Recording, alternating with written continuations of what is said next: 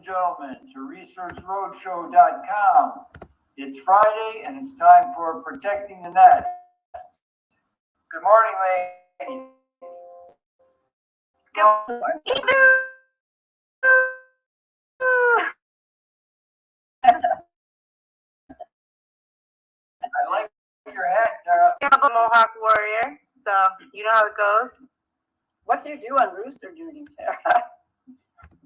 Well, the unfortunate thing is we did lose one to a hawk, and it was this one day where like everyone was in and out and busy. We could see them, but we weren't really making our presence known good enough, and it just came off the top of the roof right down, and then like took her around to the back where behind the shop where no one could see, and we did catch the hawk. Like I screamed, Dave threw something at it, and we buried her. Didn't let her come back or whatever. But so now I honestly didn't think they would be able to get something so big, but I'm learning. So now we have like guard duty. So we pretty much just like make our presence be seen, heard. I do yips around all the time, and scarecrow. Yeah, and they've been like, since then, they've been way sticking together, way sticking with like whoever's out here, hiding when nobody's around. So like they're totally staying in the yard. So their behavior has changed too. And we have been making sure to like at night when I put them in, I put a ton of like extra snacks and just stuff because they don't have as like many hours free ranging. Well, and that's the chicken scoop on protecting the nest. Yes, that's what makes it even better.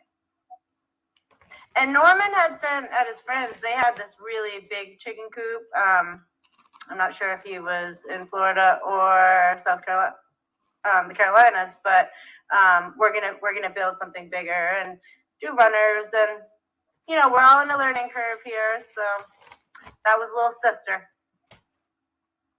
Yeah, we have to teach each other the various tips and tricks for protecting the nest. In your case, literally. Mm-hmm. It's true. There's what is it? It's Tim Cass. He does Chicken City Live, and there's a bunch of comments. It's always on YouTube, 24/7, live Chicken City. But what's interesting is people who have chickens leave a bunch of comments of the things going wrong. And things that they've learned and not learned, but it's few and far between. So I don't even know if you'd be able to catch the comments, or maybe it's at the bottom of the video. I don't know, but I think that there should be more organizations or ways that it's easy to find one another, to find out the do's and do nots, especially for the ones who are just beginning, because I think that's really the major reason why people give up on stuff, especially like planting and gardening and animal husbandry. Because if you put a little investment, or you do something and then something happens, it's like, oh, and then sometimes you're like, I'm not, this is not for me, when actually it was just one or two little things, and that it's just hard to access that. It really is. It's easier in your search though, Amber. I think. I know the stuff I'm looking for, like electroculture or biochar or whatever. There's lots and lots of tips. Yeah, but you have to know that you're looking for biochar, and you have to know what you're missing. So, like for gardening, I have a couple of friends. I told them start, because they don't have a yard; they only have a patio on their condo. Like start there. I showed them the containers. They couldn't grow anything, and I was like, okay, are you bringing it in at particular times? Are you putting a plant light on it? When you bring it, like, what are you doing? And they had no idea, so they didn't know what to look for when they went to look. All they could type in is, why is my plant not growing? And then 1,000 things came up. So it's kind of like, and then I told them about an app. You take a picture of the plant, it tells you what's wrong with it. So there's all these tools, but people don't know what to look for.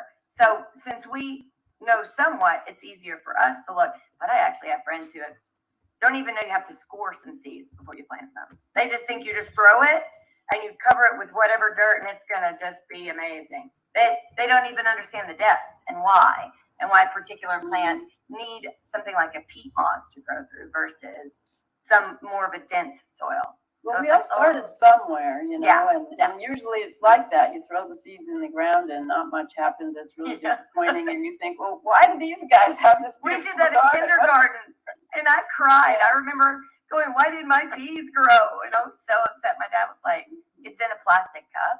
You set it in the windowsill, and you've done nothing with it.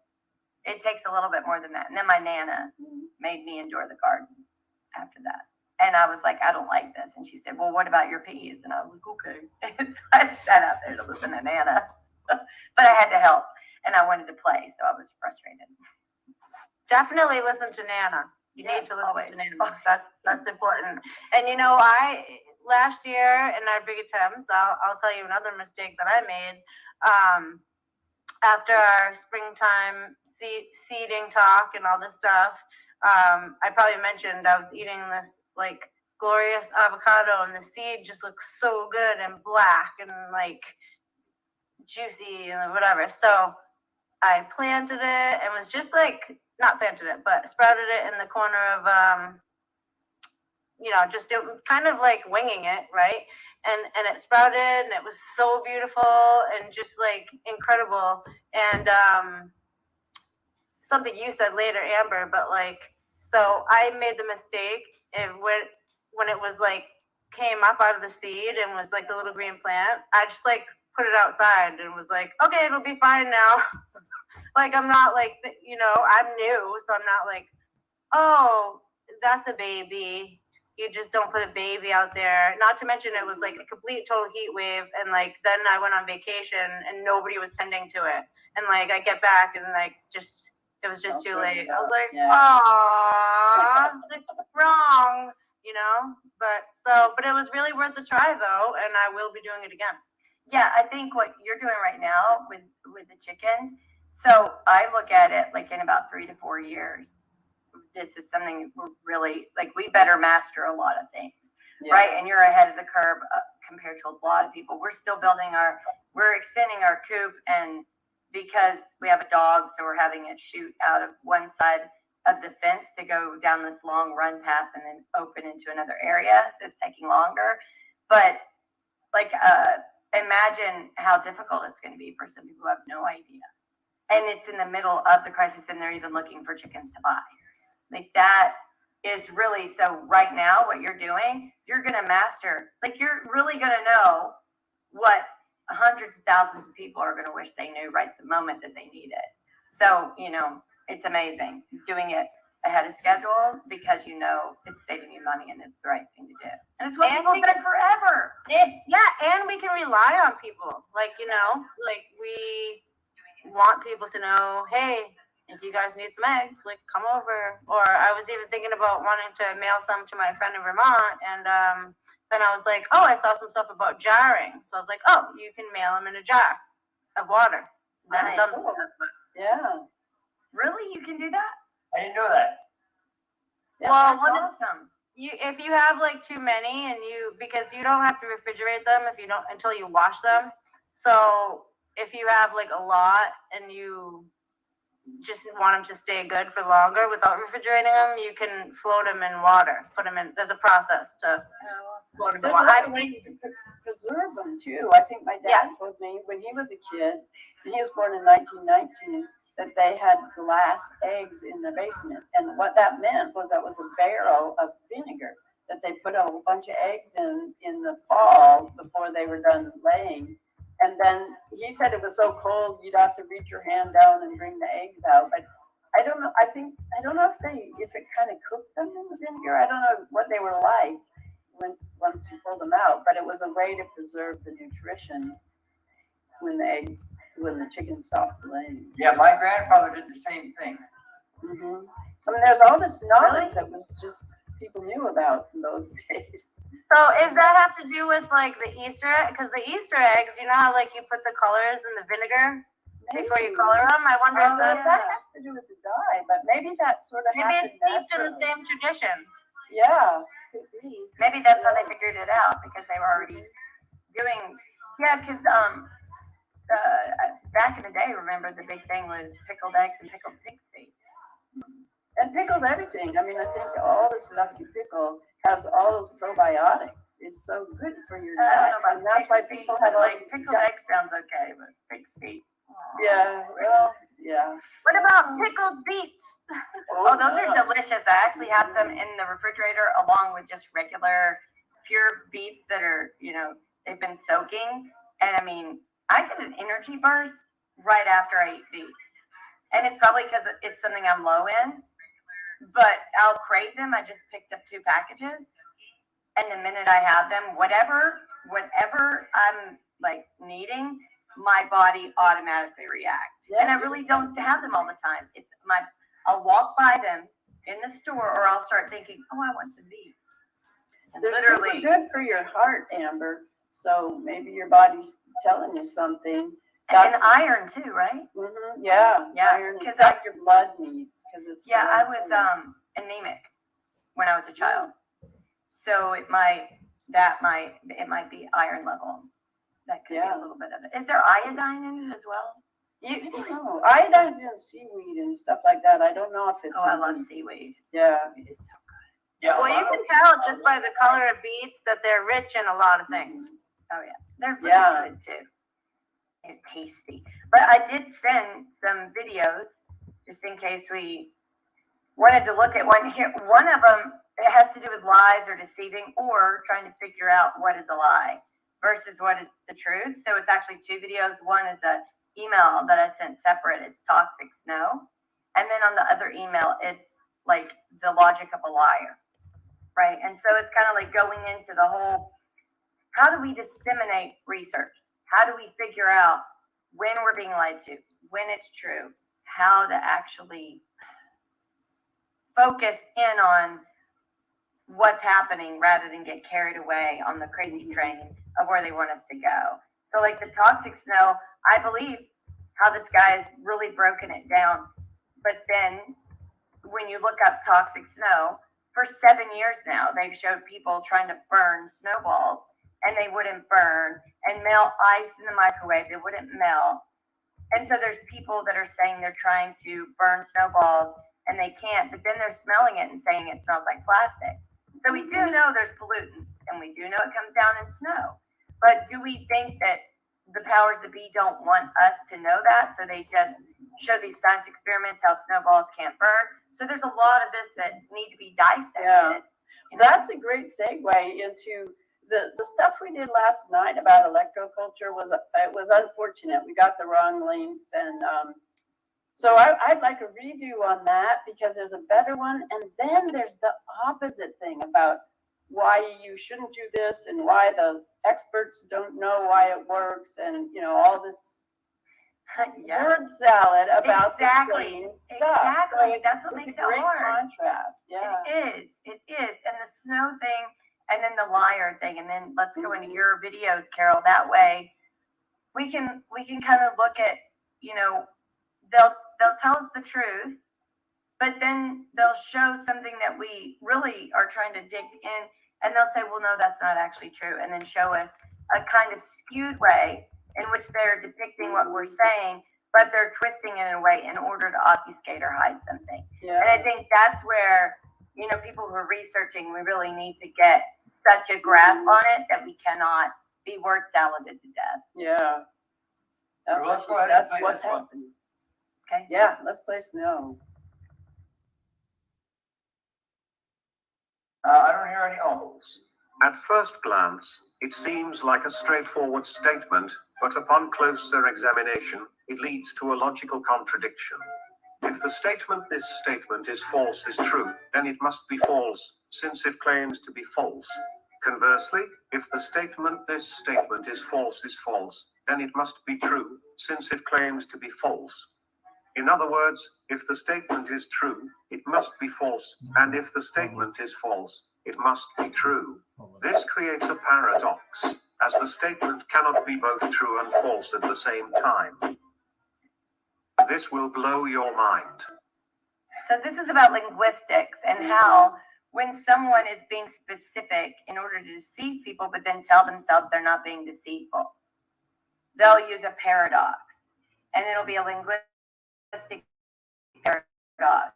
in which what they're saying something is true, and so then it must be true. So no matter how you come back at them, if you find out that what they shared with you is not quite what it is, they can use that paradox in order to then gaslight you into thinking that they never said what they actually said. Kind of what Fauci does. I never said that we should lock down, but then there's videos showing that he's saying people said, or other people have referred or suggested a lockdown is necessary. So he's saying he didn't say it, but he did say it, but he said it within saying that other people said it. And then now he's saying he never said it. But he never said it as far as he's saying it or declaring it. Someone asked him if it should happen, and he's saying that he thinks it should, but he never said that it should. He was only asked, but you see the paradox and the linguistics that are used. And so when we see it in that, like, oh, even with a simple statement like that, that linguistic can be used in such a crazy manner in order to manipulate us. And it's just something very simple, but they use those things in order to confuse, hypnotize, and keep others from arguing back or feeling like, well, maybe I misheard it, or maybe I don't understand. And that other video is about the snow. And so this guy brings science to it. But then we have to question, is his science that he's bringing correct? So we have to look up the part per particle and all that to make sure that that's true, because there's going to be other people who might want to obfuscate or hide the toxicity. Or there may not be toxicity, and people might be pushing for environmentalism in order to push for the WEF scenario. So you don't know where someone's coming from and how it's skewed. And so it's so much work just to find out one thing, and there's thousands of things being thrown at us. And that's where the chaos benefits them.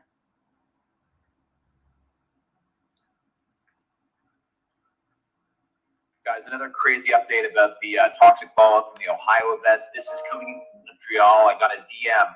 Okay, hey man, I'm an environmental scientist living and working in Montreal right now. I seen your video of the fallout plume. I just want to give you a bit of a further info for any further videos. After doing some testing, the fresh snowfalls around the area are reaching pH levels around 4 to 5, which can be classified as acidic precipitation. Also, within the same snowfalls, we're measuring contaminants ranging between 1,400 and 1,800 parts per million.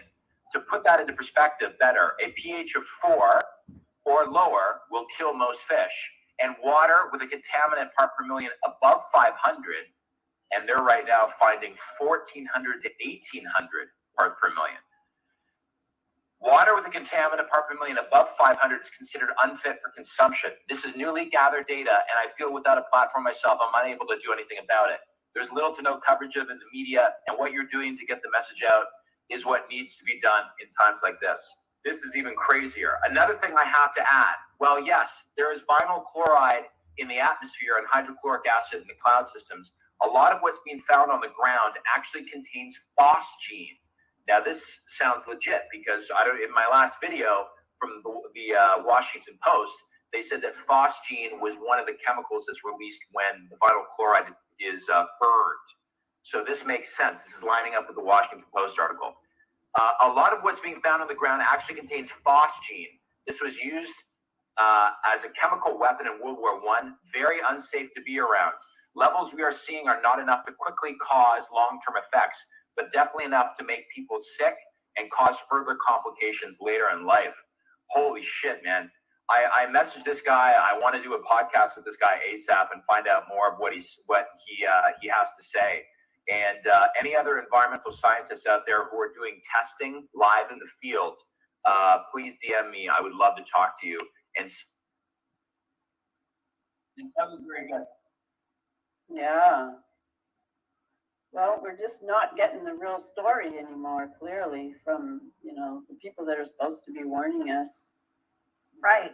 And I and there's been people taking pictures of their snowballs and trying to burn them, and then smelling it and saying it smells like plastic. And it's all around that same region.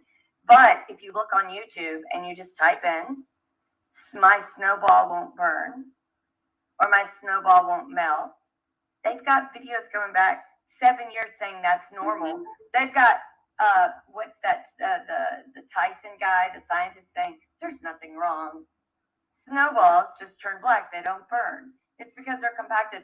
So then it's like, is this after they know that there's toxicity in the air, or added toxicities that will cause it not to burn? Or is this actual science where if we went back 150 years when there wasn't as much toxicity, would the snowball burn, right?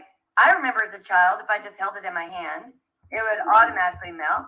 If we even threw it in a pan on the stove, it would automatically melt. Yeah. You know, and so I don't understand this new science that started around 7 years ago. I went through hundreds of videos of people testing this, but there's not a video past 7 years in which they showed snowballs don't burn and they just turn black. Are they all in the same region, or are they in different? No, it's just a bunch of different people, and then they're calling it a hoax. They're saying that doesn't mean that your snow is fake. That doesn't mean there's anything in your snow. That is normal because the snow is compacted and it doesn't burn. But those videos of calling it a hoax didn't start till 7 years ago. There's So I find that stuff odd. in the atmosphere too. I mean, the toxins are clear, and that happened immediately after the spill. We started seeing those kinds of videos. But there's been stuff being sprayed for quite a while, and we had our first snow earlier this year that was weird. You know, it was way above freezing. It wasn't melting. I didn't try burning it. It did go away eventually, but it wasn't like normally. It comes down. Yeah. It's white for a minute, and then if it's above freezing, it just, you know, with a teeny little bit, it goes away. But it was there for several days. And people are saying that it's like plasticky. So a lot of people are saying when they hold it, it stays in, like, you know how the flake falls, right? That the flakes were separated. And even when you put them together, there wasn't a congealing. It was just, if you go like this, little piece, like it was like it never went together. But so a lot of people are complaining their snow looks weird. You're not the only one. So I'm trying to get to the bottom of what is true and what isn't. But I found that people were saying it's a hoax, that snow looks weird, it won't burn, starting 7 years ago. And then it became a thing to try to burn your snow. And all these scientists were like, no, that's not true. That's a hoax. But now people are complaining after these toxic leaks that when they try to burn it, it smells like plastic. So this is the difficulty of researching to try to find if this has been going on for a while. They knew there was toxicity. They weren't doing anything about it. And then they just wanted to convince us there was nothing to see until it was politically advantageous for them to say, we've got to worry about global warming, right? So it could be purposeful. It could be things and contaminants in the air due to industry or whatever, but we don't know because there's conflicting, you know, storylines until it becomes a necessity for the powers that be to push that narrative. And then they shut anyone down who has a question otherwise. So that's what's hard for researchers. And when people want independent researchers or independent, journalists, that's hard. They don't understand that you're expecting someone to cross every T and dot every I when you don't know if it's an I or a T before you do it. You have to research if it's actually even an I or a T before you dot it or cross it. You know, and it's like, and then getting the story out and not letting the mainstream media carry the narrative. How do you do that? Yeah. Well, I think what we need is independent labs. And it should be moving forward when we're, you know, planning stuff. We should have, each community should have a fund where they work directly with the labs that consistently test the water, all the water, you know, one's coming in, one's already there. Like, consideration of water should be consistent, you know, Yes. and there are, I'm sure, reports that, you know, we're definitely, I think we all recognize that we're in a phase where where passion is where what will bring research to where it needs to be. And then, you know, that momentum can build the funds to actually get something going. Or same thing, find trusted, labs and help them grow. I don't trust the EPA. Let me tell you what happened to us 2.5, almost 3 years ago. We're driving down James Jackson. So if you take Hollywood Road and to Peyton Road, you pop out on James Jackson in Atlanta. And all of a sudden we see a dead raccoon. Okay, maybe it was hit, but it's on the side of the road and it doesn't look hit, it's just dead. Okay, then not even 200 feet, we see 2 dead raccoons. I'm like, okay, they don't look hit either. Then we see on the other side of the road, like a dead fox or a dead little bitty animal. And then we see, like, halfway in the road, crushed. It looked like it could have been a raccoon or could have been a possum. And we go up a little bit further as we're driving, and there's more dead animals on the side. So I'm freaking out. I call my husband. Something's going on. There's something toxic. These animals were run over. They were poisoned. Something's going on. So I pull over in a Dollar General, pull out, go right back where I came from, and I notice there's a runoff creek, right? So I pull off to the side, and it's got that film, like, I don't know if you saw Addy ads in Ohio when he poked the bottom of the creek and the oil came up. It has that just sitting on top. And there's like a factory, a couple of them, way up the road. And so I call Chase. He says, come get me. So I come get him. The kids are with us. I show him the animals. We take pictures. Or he takes pictures on his phone. So I don't know if he still has them. And we look to the side. And it's obvious it's polluted. Like, that creek is not okay. There's a weird film. And it doesn't look like water. And then we called EPA. They said, okay, well, since we're not, like, you need to send them out while the bodies are fresh. Like, when? So that we will be able to show you where. So I harassed them so much. I called 311. I called our local police department. I was pretty much harassing everybody I know in government about what I was seeing. I called our city council member. They were like, oh, just call December. And because I was being the obnoxious Amber that I am, people were like, oh, God, somebody do something. She's just not going to stop. So I get a phone call maybe 2 hours later of the EPA saying we went and we looked around and we looked at the water, we'll test it. And we did an immediate test and we didn't see anything was wrong. And that was it. There was nothing more. And then like a year later, people in the wealthy community of Vinings got upset because that same factory that's further down, that wind and where it's directed goes into Vinings and people were getting cancer. And it was going, the wind and actually how everything is structured, it goes into the wealthy part of town, but this side of town, I guess they assumed the people over here would be the ones affected, but no. It travels somewhere else. So then, because it hit the wealthy part of town, the factory had to change a whole bunch of things. They weren't allowed to have a certain amount of exhaust, and they had to move their waste somewhere else.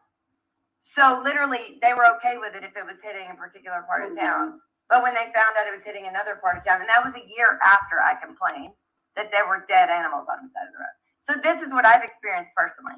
So this EPA crap, I don't trust them. I don't trust them as far as I can throw them.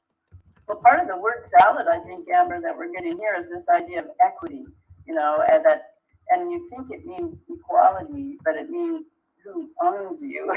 And, it's a bait and switch concept. And you hear it all the time, even by people that, might be talking about subjects we agree with, but then it starts coming out and you realize that they're being tricked. Yeah, absolutely. And I know maybe that's a good theme for the entire show and for the next few days. We are being tricked and we keep falling over and over. In the case of the EPA applies selective enforcement, and there's no better example than California, where they're trying to tell small businesses that have a body of water outside that the EPA effectively has to control that body of water, and that the people who own it cannot use the water, for example, to bottle their own water because they feel it's safe. But then, like Amber just showed, when it comes to the big boys, the EPA can pretend to look the other way. These agencies are a cover. It's just like the fake news. Like, they're not only like lying and don't know stuff. Like, they are purposely covering up what real stuff. You They're know, and captured, yeah. yeah, they are totally captured.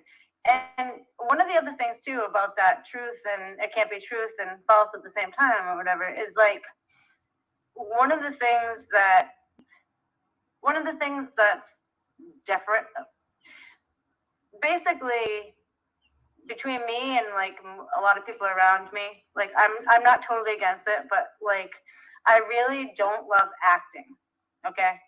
So it's like people are so trained and they've watched so many hours of people acting that I feel like it's a huge hindrance to like recognizing they put so much emotional investment into watching these actors, and that's one of the things too. Like I'd be obnoxious, you know. I'd watch something and I'd be like, "But such and such doesn't make sense." They're like, "It's only a movie, Tara." Like, you know what I mean? But I'm like, it's that detective work that you know. And then, yeah, as a kid, I'm nosy, so I wanted to see all kind of movies and stuff. But later, when I'm just learning my own sense of discrimination, I'm like my brain honestly doesn't have time for like just fake out stuff. Like I want the real stuff. I want to figure out the real stuff. Yes, there are definitely like comedies I love or like historical, all kind of good stuff that are good and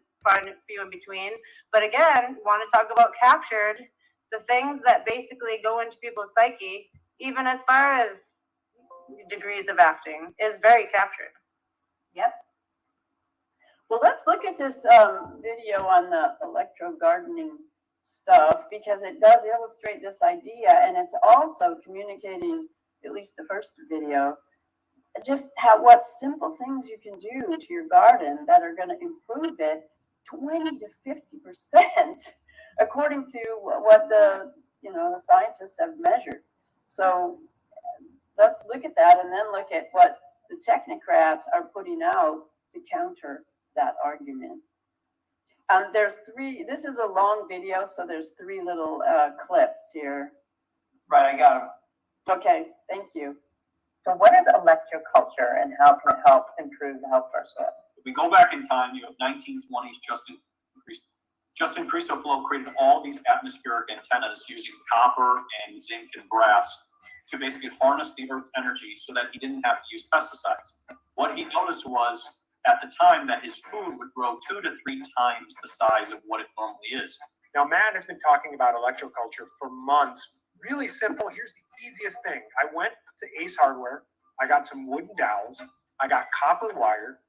I wrapped it in a spiral, almost like the DNA leaning up the wood. So I created an antenna. That's it. And by the way, it was fun because I got to tell the people at Ace Hardware, and they were like, "What are you doing? What is this?" They're taking notes. So that's how easy it was. Matt, why does it work? Basically, what electroculture is basically harnessing the Earth's energy that's all around us, the ether, the orgone, the chi, the prana, everything that's all around us that we just can't see. What you're doing is you're taking a piece of wood with copper or brass, you can use either one, and you're taking that and you're putting it into the ground and you're creating an antenna. And that antenna is going to pick up the frequencies that are all around and help increase the magnetism and the sap, the blood of the plant. Well, I think this is a good opportunity to share with everybody our electroculture gardening results. Here's a perfect example of a 14-day difference utilizing no copper and copper and how you can grow your plants faster. So electroculture has been hidden from our society, reason being because of pesticide companies and all of these chemical companies. They want you to spray chemicals all over your crops and all different types of fertilizers and things that are very, very toxic to us. Our soil has been heavily depleted, and this goes back into all the pesticide use and chemical use. Okay. Okay, I just have to say. That was great. Okay, I just have to say that is a turn on. If what is Amber's happy date with her husband? Let's get copper wire and put it on a piece of wood for our plants. Make antennas. Like literally, I'm blushing. I'm blushing. I mean, that I know I'm weird. We can do that. Go for a walk and stare at trees. I'm over the moon. But I'm gonna want something chocolatey or something later because you know. Cause it's a date. It's a date, baby. Yeah. I'm telling you, that is like, I can feel, you know, everything tingling. Oh, that was amazing. Well, That was like, there's a couple more clips here that are real interesting. There's this other really great guy in Belgium that we're gonna see. So let's look at the other clips too, because it tells gardening the is whole bigger romantic. picture. Gardening is romantic. Yeah. Yes, it is. And our DNA as an antenna. Like I don't know if I brought that thought to consciousness until that moment. Well, you have so many antennas in you. Your mitochondria is antenna. Your DNA is antenna. Your bones are antenna. Your skull is piezoelectric with all these holes that, you know, I mean, there's like trillions of antennas within every single body. Ripping the life force out of the soil. If we're using electroculture and understanding everything is frequency and harm, then we can have as much food as we want. It's like we can have abundance. When they tell you what to do, you're just making stuff up. Are you crazy? Like, but basically what you're doing is you're creating an atmospheric antenna, harms the energy of the earth, boost your soil and your plants. You'll start to notice you'll have more bees, you'll have more. And you won't have to use pesticides, you won't have to use fertilizers. What you're doing is you're bringing back the electrical charge. So we are electrical beings. These plants are also, our beautiful plants here are also electrical beings. They have sap, right? The sap is their blood, just like we have our blood. What happens is when you put this copper or brass antennas near them, now what you're doing is you're enhancing the sap that is always flowing through the plant so that the plant can get more nutrients and live a healthier life. This week, we've been focusing on the organic. That's incredible.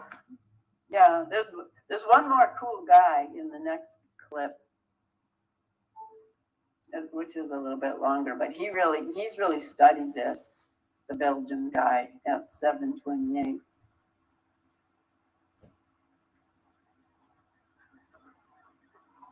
All right. And the results speak for themselves. Vegetables were 3 to 5 times bigger than normal. The applications of magnetic waves are all around us. Since 1999, he studied agriculture at the University of Denham and learned how you can ice earth with magnets. It's strange, but I explained this. electroculture is a field of using electricity, electrical fields, and currents to help soil fertility, plant growth, and development. As an independent researcher and advisor for farmers, he explains this to people all over the world. And I explained how you can work with waves that are invisible to us, but that you can measure with devices, and that you can improve the environment of a farm or of the fields to grow better your plants. Everybody has now the awareness that there's an influence of waves on life, but you can also use that in a beneficial way, and that is what interested me.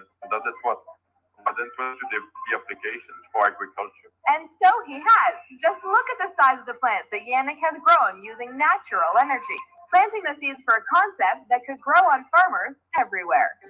Electroculture. Electric culture, yes, we're going to try some hippie stuff. I think I might have blown some minds with that word right there. Electroculture. It's a proven fact, and the theory here is that passing low levels of electricity through the soil and actually ambiently around the plant can help prevent disease, help with nutrient uptake, you name it. We've been having issues with irrigation, and I've been doing a deep dive on electroculture. I thought I'd do a little video on electroculture. Dans son livre De l'électricité des végétaux, nous relate Electroculture is where you're trapping the electric ions in the air into your garden. You're trapping them by using them. We're going to bring energy in from the atmosphere into the orchard, throwing in a stake. We're making some really cool funky sculptures. let's go install some electroculture, which is going to increase fertility of the soils. And then we're going to come back with some magnets wrapped in beeswax with some galvanized steel with the north-south orientation to do phase 2 of electroculture. Now, this is becoming more and more common. I was seeing like TikToks and stuff about it, which is kind of funny. Today we're going to talk about electroculture, and these are some examples right here of electroculture working. Because what I've seen is so many people's farms and so many gardens explode because of, this is an image from Erin. Her cauliflower are pretty much 2 times the size of my head, and she grew them just using some copper antennas and some copper pyramids. All she did was take, and this created an atmospheric antenna which picks up on the ether, the chi, the orgone, the prana, all the stuff that's all around us to help boost the sap life of the plant. What's happening right now is our plants are being bombarded with so many frequencies and all this radiation, and it's starting to impact our soil, dry out the soil, and destroy the life force of the soil. So electroculture can be a solution for this. What is the secret to growing giant plants? Do you ever remember seeing pictures of giant cabbages or giant pumpkins? What may have been the secret to growing these vegetables is a lost farming technology known as electroculture. Due to the worldwide shortage of fertilizer, countries like China are investigating the use of electroculture and finding amazing results. They are achieving a 25 to 50% increase in yield with a 75% reduction in fertilizers and pesticides. Let's help spread the word about electroculture farming. When you start doing electroculture, all your pollinators start coming back. I got bees all over. I got bees who sit on me. I got bees everywhere. And whatever, you start to see all these insects come back because they also pick up on the resonance and the frequency that's all around us. Birds as well too, as they have crystals in their skull, and those crystals are basically like magnetite, which is like a magnet, so that they can pick up on where to go. So birds actually emit a frequency to tell plants to open up their leaves called the stomata. It's part of their cell, so that they can absorb the nutrients. So like anytime you hear that rooster comes up at 4 in the morning, that roots the plants to open up and absorb all the rays and all the nutrients. When we hear birds chirping, it's very magical. It's very healing. It's also very healing for the plant because it accelerates plant growth as well too. I realize there's so much potential, and that's the thing is I really despise fear because it's all just playing on the same bullshit. Well, I think you get the idea that but it isn't actually regular electromagnetic electricity. Oh, you're still going? Sorry. It's magnetism. And there have been people that have studied it for a long, long time, like this guy, who is curious because his name is Philip Callahan. And he's like this wacky guy from World War II who was a pilot, and he ended up in Ireland. And his field of study was insect antennas. And he noticed, he started measuring things like these big towers in Ireland. They're all over Ireland. He said, why are they there? They have doors way up there. What are they doing? And he found that they, let's see here if I can get one of the pictures. They create these fields that, well, maybe I didn't get it, but anyway, it makes these Tesla things that are 4 circles going around. It makes this pattern, and he was able to measure the plant growth around the towers was much improved. So it's been known since then. It's been known for a long, long time. And is this guy related to Michael? Oh, I don't know, but you know what else? Doing that and using the copper wire to bring it, that just tells us how many metals and nutrients have run out of the soil.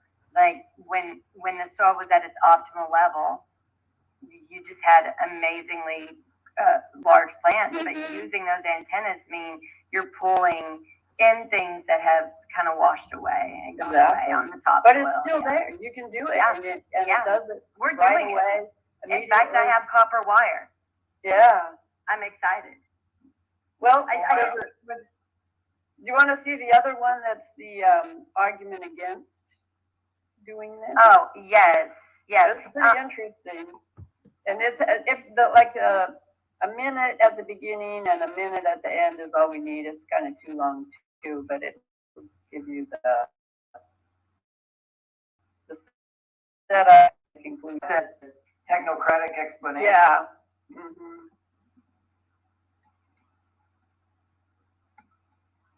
Because it shows a very different explanation and conclusion about what's happening in China specifically, how they're using it there. There you go. Yeah, copper wire. And if you have leftover electrical things, you can just pull off the stripping, all the, and you have that nice big solid stuff that's practically free. Yeah, little ones, big ones. I have a date later. I'm very excited. Where are you going with that copper wire? I got a hot date. Yeah. You can also just kind of copper wire your tomato cages together and get similar stuff too. Okay, here's the big pharma version. Just do, yeah. That, as some of you probably know, electricity is known to stimulate the growth of nerves in the human body. But did you know that recently farmers have been discovering the same phenomenon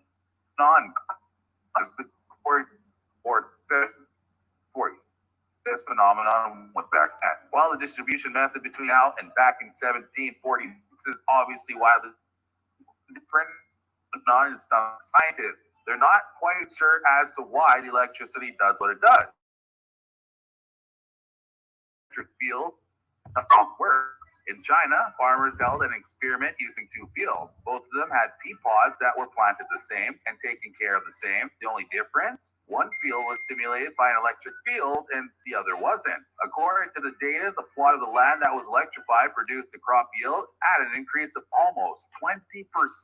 For reference, if the plot that was not electrified produced 1,000 pea pods, the electrified plot produced 1,400 pea pods. That increase in crop production is absolutely insane, and if it can be harnessed in the long term, we would see an increase in all crop yield by 20%, which would massively benefit farming worldwide, and it could possibly tackle food shortages worldwide. But I know there are setbacks. Well, let's look into them now. Is electrifying crops sustainable? I'm sure some of you are hearing this and thinking, if this method of growing crops is so great and was discovered way back in 1746, why is it not common practice now? Well, it's a great question. There are some easy answers to combat it. For starters, back in 1746, electricity was an incomprehensible concept that was accidentally harnessed by very few farmers and not for long periods of time either. Secondly, as we mentioned before, the reason as to why electricity is doing what it does is completely beyond most scientists, which means they're not super inclined to tell every farmer on earth to start electrifying all their crops because of a few positive results. We still do not know why electricity is increasing crop yields or what it can do to fields in the long run, or even... Okay. I see the yield, but I don't see the size getting bigger. Yeah, take it to the end too, because yeah, they're saying we have to wait till the science figure it out, but they're showing these big wires and stuff and how. Yeah, no, we don't. Yeah. Well, they're also calling it electricity. That's because we're children and we need our butts wiped for us, you know, basically. But then we have to be mature enough to pay taxes. We need help with everything else except paying taxes. That's when we need to be big people and give them all our money. That makes total sense to me. And then they'll figure it out for us, so we don't have to. Right. Then we'll explain it to you little people. Well, I think that this is such a clue to, you know, this wave of wonderfulness of where we are headed. You know, it's like the fight is so serious in trying to get there that the stuff that is going to become available to us just behind this dam is just overwhelming. It's a blessing and it's amazing. And everybody who have been suppressed or even killed in the process, it's like this. We've become, you know, the fabric of the earth basically, and there's just so many of us, and it's so up and coming, everything and all this stuff. This is just this electro gardening unto itself. It's so beautiful. Like, this is so exciting. This is something that is so, like, we can just do it right now. And I don't know if it's even connected. It may or may not be, because I felt like it was sort of a big trick. But you know, there was like these Tartarian videos or whatever when they was like, oh, these mud cities, these giants or whatever. And I was like, this is a psyop or whatever. But I just want to make a comment that part of that was showing people with like these big, huge vegetables and stuff.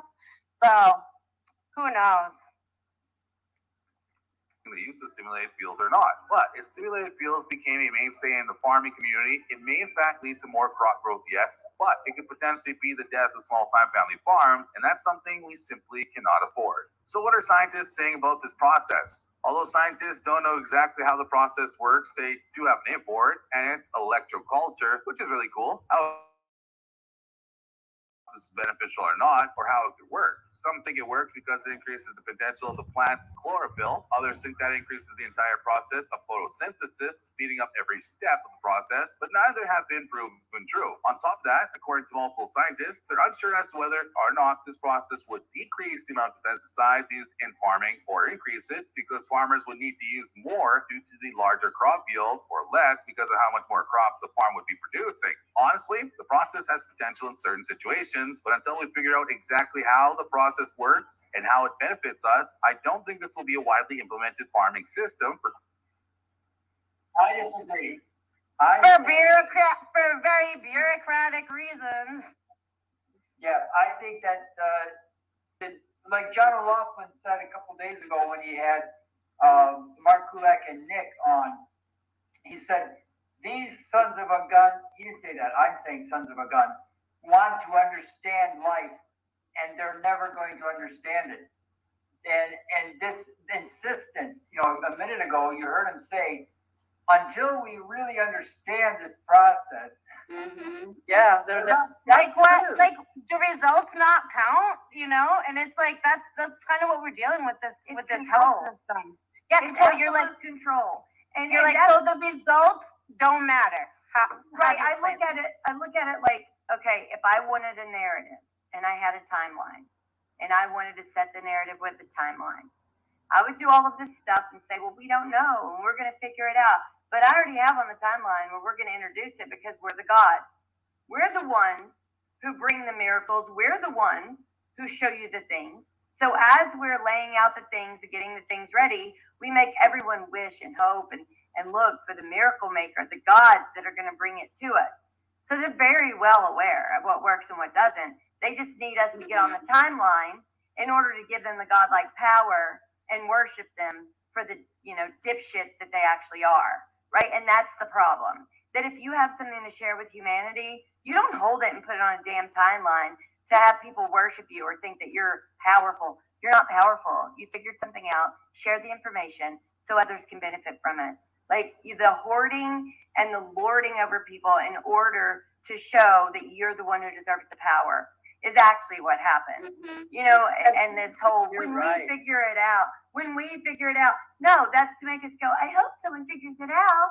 No, they don't want us to figure it out. Right. They want us to question it, so that you're exactly right. But the horrible thing is that it goes back more than 120 years. This goes back thousands of years, and we can talk about this in another week. But this information, this actual information of how to improve things, goes way, way back to Paleolithic times, and it's provable. We know now that they've been squirreling it away, this information, and holding it to their vest and not letting it out on purpose. It really is just a horrible, horrible tragedy to everyone. And you know what I'm going to do? I'm going to share something I found with you guys, because I don't want to lord it over you. I don't want to put it on a timeline. I don't want to use it myself and then have you guys say, wow, Amber looks like something's benefiting from her. Well, when I figure it out, I'll show you guys, and then show you, and then you could say, what a miracle worker. So I sent John a video about dark chocolate, and I want to share it with you so that then I'm sharing it with you and I'm not lording over it in order to Hordes and lords. miracle and show you how powerful I am when I release this information when you're ready for it. No, here it is. Use it to your own discretion. I plan to use it quite often. Okay, That's here we what go. sharing looks like, guys. This is what sharing looks like. Sharing is caring. Chocolate, chocolate. Really dark chocolate, like 72% cacao, and you make it into a high flavanol hot chocolate drink. You have it twice a day. This was a clinical study. They found in people who wound up actually drinking the hot chocolate twice a day over the course of a month, they doubled the number of stem cells compared to the people who didn't drink hot chocolate. When they measured their blood flow, they found that the blood flow was vastly improved. Wow. If you take the really dark chocolate, like 73% cacao, and you make it into a high flavanol. Okay.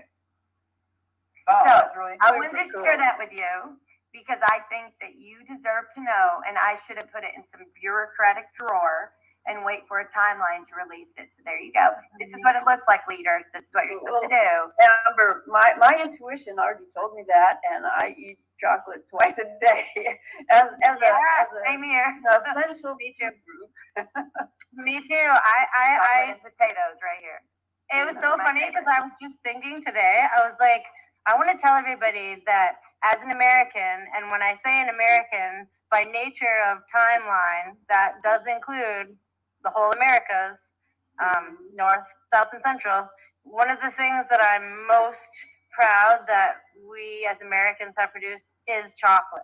I'm so proud to be American because of chocolate. Many reasons, pecans, other ones too, but chocolate is it's a superfood. I absolutely cannot Dark say enough. chocolate covered pecans are even double the nutrients. They're delicious. But I would not eat, personally, I would not buy or eat chocolates made by Warren Buffett.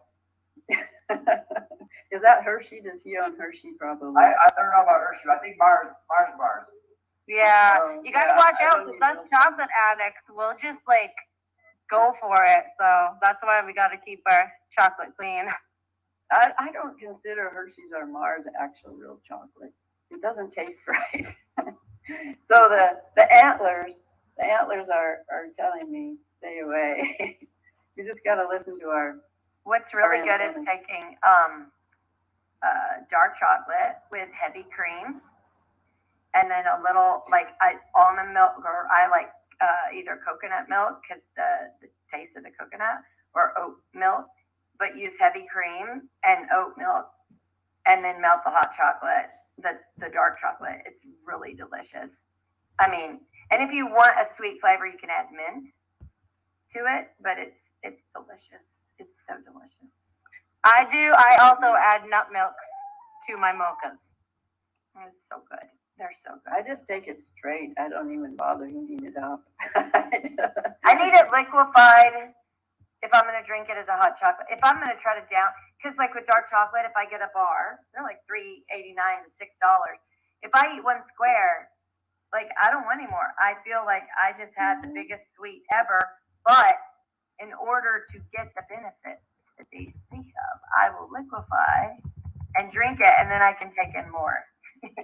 So I want the benefits and the chocolate. So that's what I'm going going for. Well, maybe heating it does something, but it does heat up in your body to 98.6 or whatever.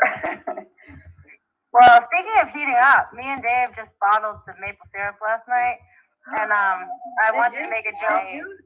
Did you harvest it from maple trees? No, we didn't, but I kind of wanted to make a joke that we did because I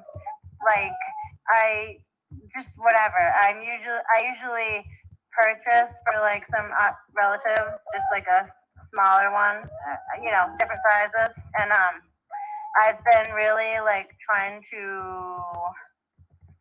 just whatever. Same thing with like avoid going to the store sometimes, whatever. So we just ended up bottling it, and we did heat it up. So we heated it up to seal it. So even though we didn't cook it and make it, these guys are like harassing me. So I have snacks. Okay, I gotta walk away. I think the rooster is. They know you have the food, and they're like, and you have the mohawk, and they're just like, okay, come on, bring it. But it could be that the rooster is seeing his first trans rooster. And they just don't know they're a little confused. They're protesting. Well, the hawks. You're not bringing us into our area. Well, I didn't put a link or anything, but I wanted to just say that there is this YouTube channel, Dr. Eric Berg, Dr. Eric Berg, and instead of just like promoting any one video, he seems like he's this naturopath. I gotta get some next. This naturopath that just, anything that you want to treat or avoid or anything, check out his channel. Anybody that you want to send a video to that just needs there he is. Like health tips as far as like things to take to stop a stroke, in his tracks, or like just such a range of things. For me, I'm like, if I wasn't even looking for that kind of thing, I'm like, all right, let's just put it in speed up and take a couple screenshots just so I have the information. So then I think that's some, good stuff to share, because again, just caring about people in a neutral ground of like, hey, here's this medical information, I think is a good way to go. Even though I still do some tiptoeing. My friend, I have a close friend who's a naturopath, and she's she's not TDS or anything, but in this time frame, it's like I don't even know if she's not even yet able to have that open medical conversation. She has like a lot of anxiety. She's also a chiropractor. But in any case, it's just as we figure out how to talk again and converse again, that's part of our mission. Well, I saw something last night that was really interesting too. It was a debate, an actual real debate between the alternative press and the mainstream press with a live audience, and that the live audience was polled at the beginning, and they were more in agreement with mainstream argument. But it was pretty close. It was like 48% or maybe a little bit less to the independent press and a little bit more than 50 to the mainstream. And after the debate, which was Matt Taibbi and Douglas Murray versus a couple of guys, a woman and a man that were mainstream. One, he had a British accent. I don't know. But anyway, at the end of the debate, the needle shifted quite a bit to the alternative press as being important and essential, and we're not getting it, and that the mainstream press was on the wrong direction. So this was, I've got the link, and I'll put it in here so you can post it underneath, because it is really interesting to watch it. And Carol, who was broadcasting that? Well, I don't know whose channel it was on originally, but I saw it on this guy named Rattlesnake or something, and he'd taken it wasn't the whole thing, I don't think, but he was showing what happened and the highlights. So that's what the link goes to. And there was another one too that was pretty amazing. I love Lee Merritt a lot. And this was a really good interview with her, where she's talking about becoming a voyeur, acting like voyeurs, that it's time to do that. And I think we're hearing that. We're hearing more people realizing all of a sudden that this is war, and it is unconventional, and it is fifth generation and psychological and all these things that we don't understand it. But the more we can talk about that and point it out and tell the truth is starting to shift the needle. It's from under 50% to over 50%. So things can start to really happen if we act like the herd of deers. It takes more than 50. Once you get to more than 50, then we can stampede. This is a debate about whether or not the mainstream media can be trusted. At the debate, 52% of the crowd believes they should be trusted and 48% believes they shouldn't. And at the end of this video, something amazing happened. So let's first introduce the speakers for their opening remarks before we get into the debate section where things get really fiery. First of all, we've got author, podcaster, and journalist Matt Taibbi. Matt has developed a reputation for himself over the years of being a man. I don't think we need to watch this because it does go on for about an hour, no, half an hour. Well, I'll just say I'm really glad with what Matt Taibbi has done. Yeah, and this isn't anything about Twitter at all. It's really about other stuff. So I don't know when actually this originally aired. Maybe it was before that, or maybe they agreed not to talk about his Twitter work. But he has done a lot of stuff for many years, and you know, he probably is a limited hangout on some level, but he's also, you know, a really smart guy who really looks at things carefully and explains them clearly, and I appreciate how much he has brought the clarity that he has brought to us. It helps. It all helps. That looks like Malcolm Gladwell. Yeah, I think his name is Malcolm, and do you know her? She was the other one. She didn't say too much. Let's see. Instead, Where we does- saw narrative.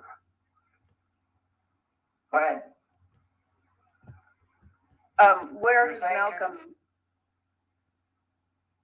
Where does Malcolm work? Do you know, John?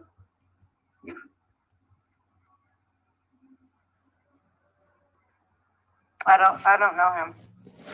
I didn't either. I don't know either of the mainstream people. I only know Matt Taibbi. Well, I think, like, you know, I imagine that Matt has just had anybody who's been like a long-standing journey trying to like stay on just predictable, solid ground over these past couple of years. It's had to have been like just an internal journey, to say the least. And I think he shifted earlier than some. And in fact, Tara, if you remember March 2020 when George had all those followers, I remember Matt Taibbi being a commenter at that time. So, wow. Yeah. Nice. So he was following George 3 years ago. So and at that point he hadn't really totally moved over, but maybe he's where he is, and he's in a good place, and he's doing good work. So that's Carol, I know that you shared something with Dr. Lee Merritt, Start Acting Like Warriors. Before we play that, we don't have to play it. I just wanted to put it in the notes afterwards because these are both really too long, really. Okay. Well, I wanted to share something, mostly because in my experience, the universe is always talking to us. And they're always sending people around us to say stuff that's necessary. And you have to filter out the stuff you don't need to hear. Mm-hmm. But like, for instance, I sent a video and I labeled it "Not Aware of the Falsely Created Division." It's a homeless guy. And I think a lot of people have seen this video. It's been out for a very long time. But you would just walk by someone like that and think this guy's an idiot or this guy is stupid. I'm not telling people please go outside and find your nearest guy on the side of the street and ask him for wisdom. I'm just saying that sometimes looks are deceiving, whether they look, you know, in a 5-piece suit with a nice bright white smile and are, you know, they seem to be on top of the world versus someone who seems to be lacking anything. Sometimes you can get really great wisdom from someone you would never expect it from, and really awful wisdom, or not wisdom at all, from someone that looks like they could give you, you know, something very valid as far as what knowledge is considered. So, you know, this is a video that, you know, to me says a lot about how people overlook others based on just temporal looks, like what we see with our eyes, rather than trying to figure out what the universe is telling us at any given time.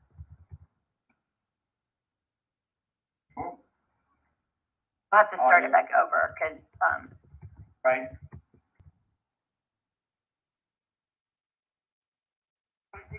understand political parties. Drop one of crap. You don't know what the Illuminati is. If you're Republican or you're Democrat, you're wrong. Why? Because it's easy. It's called divide and conquer. That's why there's two parties and only two. But they're controlled by the same people at the very top who are the Council on Foreign Relations, the Bilderberger Group, they also belong to the Trilateral Commission, and you people don't even know what the hell that is. But if you did know, you would know that these are the people that control your world by making global policies that you never vote on, and by which parties both serve and belong to these organizations that control your world. Now, here's how it works. Really, divide and conquer can only work if the people that are divided are not aware of the falsely created division. If you're not aware of it, then it works. If you know about it, then it don't work no more. If you have socialism without capitalism, it becomes communism. If you think you understand political parties, drop one of crap. You don't know what the Illuminati. Cut off early. Oh, well, he's Yeah. great. Exactly. Nailed it. Yeah, and I think so. What's difficult for people, and I've dug deep. When I'm divided, it's usually because I feel like I'm being pressed by another side to believe something that in my inner core I can't go along with. So when someone says, don't let them divide you, sometimes that can be an oversimplification because it is a divisive topic in which people that will say, I don't want you to push your ideals on me, quite frankly, will shove their ideals down your throat and vice versa. And that in itself, people partake in the divide. So all they have to do is put out are you in this camp, and then people will radicalize themselves, right? And so I think that's what is the most difficult thing is to say, okay, I don't want you to teach my 5-year-old about anal sex. So, and you're telling me that, no, sex is love. It's just, and then the more I say, I don't want this, the more you go read into, no, it's necessary. Now, the powers that be don't have to do anything else. We're all essentially digging in and getting further apart. But to me, is this my child? Am I paying for this child? Then it's none of my business, right? And it's very simple.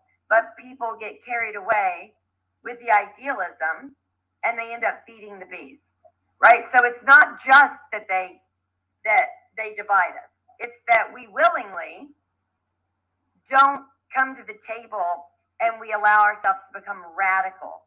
So I work hard not to be radical, but I see that when there's a divide, I'm trying to talk common sense. Like, do you pay for this child? Are you taking care of this child? Did you give birth to this child? Is there anything you've done other than you want to come into my child's brain and try to tell my child what is and what isn't without my permission and without any responsibility to take care of the child?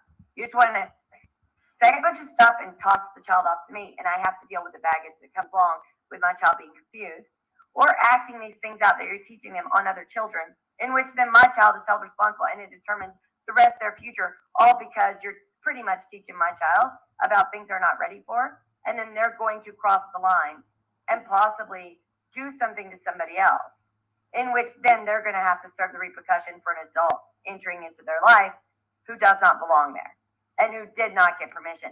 So we're not only dealing with the divide now, we're dealing with an idealism in which the powers that be are using in order to control our children. And people are allowing themselves to be controlled by those controllers to give those controllers more power over our children, which then take them away from us and make us all a slave class. So essentially, when someone thinks they're being radical to open up people's eyes, they're only giving more power to the power structure in order to become a slave, further in and more confused. And then they want to take everyone else down that journey in which I'm not willing to go down. So now we're in a much more difficult place than just the divide. Right now we have to parse the divide and not just overlook it because people are doing the bidding of those very people that will hurt all of us, every single one of us, no matter how radical and no matter if that's their marching army. Like, they're just pawns. They are there to get those powers to be to where they want to be. And then when they realize they were used, they'll be the first one off because they'll rebel because they know they're the ones who are radical and that they don't care and they'll go at it full force. And they don't like them anyway. They're just a means to an end, right? And that's what people need to realize. So it's even deeper than what this guy's saying because we're in a more critical state. of manipulation and hypnosis. And I think it relates to the generational thing that I was saying last night. That's part of what weaves it so deep, you know? Yeah. Well, I think the video of Merit becoming warriors, she brings up something I've heard about for a long time, but I haven't really read the whole thing, silent weapons for quiet wars. And one of the things, it was this strategy from a big meeting in 1954, I think, that someone found in the garbage and published. But one of the things she says about education, or that was written down from this meeting, is that the quality of education given to the lower class must be of the poorest sort. So the most of ignorance, isolating the inferior class from the superior class, is and remains incomprehensible to the inferior class. This form of slavery is essential to maintaining some measures of social order, peace, tranquility for the ruling upper class. So, it's not an accident, and I think the division is way more than it. There was always been a division, but it wasn't so antagonistic. It wasn't so polarized. It's been pushed and frauded with social media and psychological warfare to make it so people can't even listen or talk. Just don't talk about that. We'll be friends as long as you never bring that subject up. It's like, you know what? That is one of the things that, like, I take it upon myself to be polite. I take it upon myself to decide, oh, this would be really good for this person, or maybe not so good. I'm not really trying to, like, freak them out or something, you know? But when it comes to, like, somebody else trying to say, granted, a job is different. You agree upon something, but just like friends and people I'm relating to, friends, feel me? It's like, it's all or nothing, okay? You get all or nothing. Not in my love, because the love is consistent. But when it comes to like communication, it's like, don't give me an outline of how you want me to communicate to you, because I'm not going to do that. That's the thing, it's like, I'm going to communicate my way. And if you in your life accept me and trust me, then you will trust my discrimination processes as I put things out. But if you give me some kind of stupid mold to go by, it's like, it's not going to happen. So that's going to be like, okay, that route is temporarily like, maybe cut off from information or deep conversation or like casual hanging out or whatever, and that's just kind of the logistics of what we need to do to move forward, to stay at peace with ourselves and to actually like win this communication war. And so I've told you guys before, it comes down to like, we will not be gladiators. Yeah, I agree. And I know people say this a lot, and it's stay in your lane, right? Well, individually, when we're doing, what we want to, when it comes to gardening or researching this or investigating this or learning how to play chess or we don't have to be masters.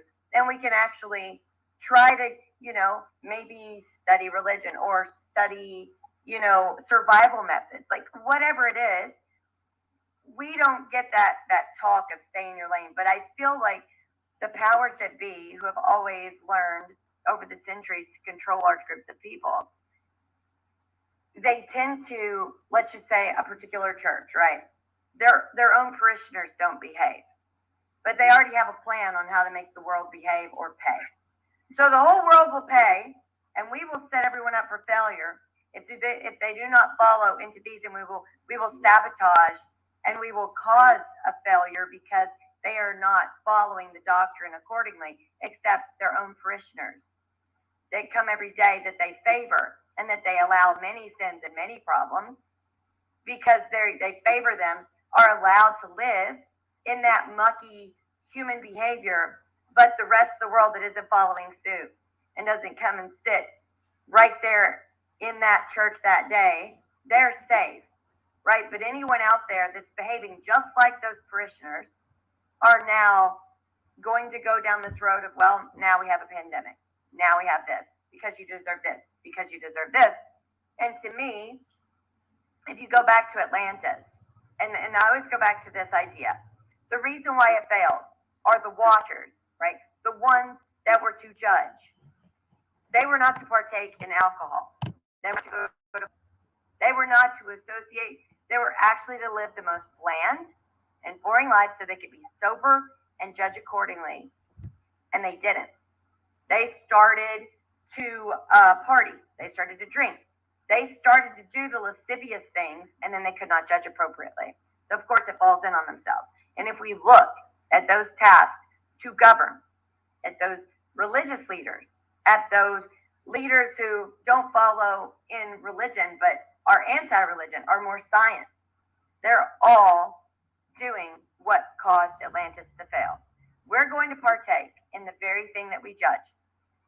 And we are going to not only enjoy it, we're going to exploit it, we're going to make money off of it, and then we're going to judge you for partaking in something that we ourselves do in the dark and in secret. And then we cannot properly judge. And we're more confused than you are because we are not actually judging accordingly. So it's kind of like the old story of Solomon, where the two women are claiming one baby is theirs. And Solomon's saying, well, we'll just cut the baby in half. And the real mother says, no, she can have it. Like, no. And he knows that's the real mother. It's like the judges now are saying, well, no, I'm going to choose the mother who would rather have the baby cut in half. Because their sight is messed up, because they played around in the very things that tear the human race apart. And they are partaking in it. Mm-hmm. And that's what's disgusting. They need to stay in their lane, right? They're not. They're wanting to partake and then judge, and that's not okay. You can't do it. That's especially true for our agencies like the CDC and the FDA and even the judges. You know, I think that there's just so many people that are supposed to be our watchers that they're doing the opposite. You know, they're pulling money in from both sides, and so it's become so warped. Yeah, that you're not going to get the opposite. I mean, the CDC, instead of being a watcher, has become the center for disease control. Not eradication. Yeah, it's called that. That's what its name is. Control. CDC. Right. Control. Yeah. Disease control. Why do you want to control disease? Why wouldn't you just eradicate it? Well, right, because they're partaking in the very thing. And they tell people that they're too dirty and that they don't understand it, that they're causing. So we cause a pandemic because we eat bats or whatever the bad thing, or you know what, our influence caused the pangolin and the bat to mate. You know, because it watched us and we're so horrible, they have to control our diseases because we're so disgusting, except they should be eradicating by natural measures. How about health? You know, we don't have health in the name of the agency to try to, you know, improve people's health. Exactly. Yes. Linguistic unraveling here. Yes. Yes. And I think that's really, like, I was always an obedient child until I saw the adult that was expecting me to be obedient was a rule breaker, right? So if I caught an adult lying, and then that same adult would say, you need to come in and do the dishes, I would drag my feet, because I would be like, wait a minute, you just lied? Like, you're wanting me to adhere to a set of rules that you, the example that's setting, is not following yourself. And I have to do it obediently, but I'm following a dysfunctional leader. And now I'm led down a path of which bad things could happen to me because I'm not following a leadership that is good for me to follow. It, like, your foundation at this moment is based on deceit, and I have to submit to the fact that you can be deceitful, and you were right in front of me with no guile or shame, right? And I think that's why you get rebelliousness. And in government, they need to understand they can't slam their fist in demand when everyone among them, or most among them, have either partaken, they're blackmailed, they're compromised. Like, why would we follow someone with such a shady checkered past? What does that make us? Like, at some point, we need to follow someone with integrity.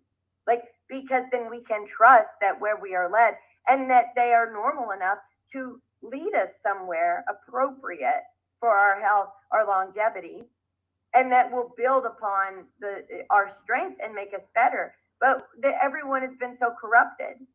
And captured. Why do we want a liar to tell us to go wash our dishes? Like, I'm sure their dishes are nasty, and I'm sure they're piled up. Like, come on now. And that's what we're facing. And then they're mad because people rebel. Like, okay, if you don't understand basic leadership and what you have to be in order to get people to willingly want to listen, then you're not even a leader. Like, you don't even understand. Get out of the leadership seat. You have no idea what you're doing, and you are causing the rebellion you're complaining about. Get out of here. And that's like that basic logic that's missing, and that they're making sure not to teach our children. And that's a shame. Like, when my kids get home, I have to ask them what they learned, and then I have to do things to offset anything so that they get a well-rounded idea. And that's a lot of things that you have to do after a long day of them learning. They're exhausted. They just want to play. But if you wait 2 days, they forgot what they learned, and you can't reset it or like give them a more balanced view. And it's exhausting. And our leadership sucks is basically what I'm saying. They suck. Yeah, because they've all been puppeted, right? And you can tell by like this weak body language, these weak decisions. You look at some of these people and you're like, honestly, how did you get in the position that you're in?